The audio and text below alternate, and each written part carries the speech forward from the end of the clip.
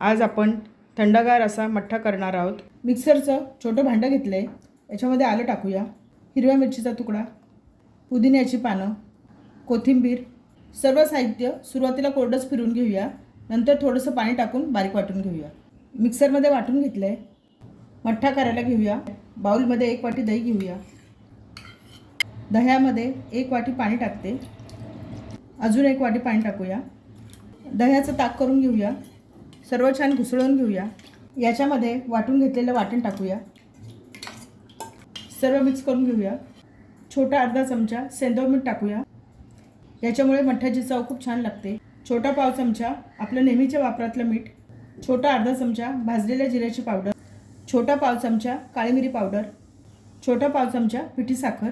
जर तुमच्याकडे पिठी साखर नसेल तर तुम्ही साधी साखर टाकू शकता। सर्व मिक्स करून घेऊया। सर्व साहित्य परत एकदा घुसळून घेऊया।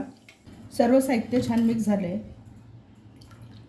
मठ्ठा पातळ असतो, थोडंसं पाणी टाकूया, अर्धी वाटी पाणी घेतले, पाणी मिक्स करूया।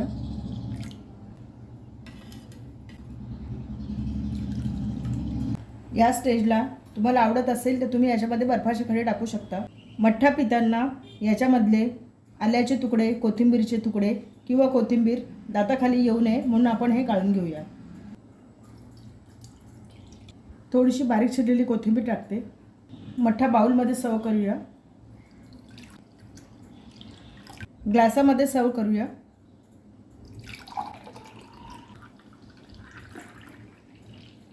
थोडीशी बारीक चिरलेली कोथिंबीर, पुदिन्याच्या पानाने गार्निश करूया। मठ्ठा तयार झाला आहे।